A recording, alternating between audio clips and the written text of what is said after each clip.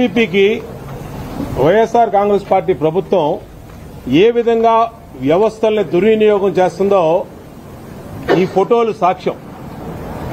ఇవాళ విజయవాడ సెంట్రల్ నియోజకవర్గంలో మరి పశ్చిమ నియోజకవర్గంలో పనికిరాడన్న వెల్లంపల్లిని తీసుకొచ్చి ఆ వేస్ట్ ని ఇక్కడ పెట్టారో ఆ వేస్ట్ కి ఇక్కడ ఉన్నటువంటి యంత్రాంగం అంతా జీ హుజూర్ అని మొత్తం పోలీసు వ్యవస్థ ఎస్కార్ట్ గా ఉండి వాలంటీర్లకి సచివాలయ సెక్రటరీలకి కానుకలు, ఒక్కొక్క వాలంటీర్కి కుక్కరు, ఒక్కొక్క వాలంటీర్కి 10,000 నగదు, ఒక్కొక్క సెక్రటరీకి 25,000 సచివాలయ సెక్రటరీకి.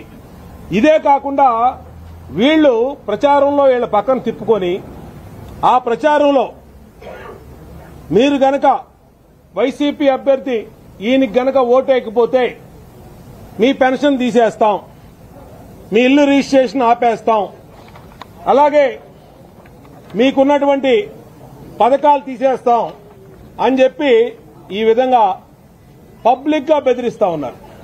పత్రికల్లో వచ్చిన ఎక్కడా తగ్గట్లేదు. దీన్నే ఇవాళ ఎన్నికల కమిషన్ గారికి ఇంతకన్నా మీకు రుజువులు ఏం కావాలి, ఇంతకన్నా మీకు రుజువులు ఏం కావాలి?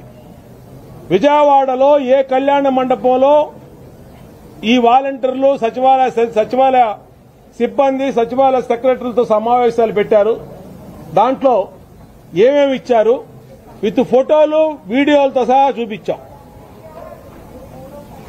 అంటే వైనాట్ 175 అన్న జగన్మోహన్ రెడ్డి ఎలా అంటున్నాడో ఎందుకు అంటున్నాడో దీని మీద అర్థమవుతా ఉంది. పశ్చిమ నియోజకవర్గం నుంచి 10,000 ఓట్లు సెంట్రల్ నియోజకవర్గంలోకి ట్రాన్స్ఫర్ పెట్టారు. దాని మీద కూడా అధికారులతో ప్రూఫ్లతో సహా ఇవ్వడం జరిగింది.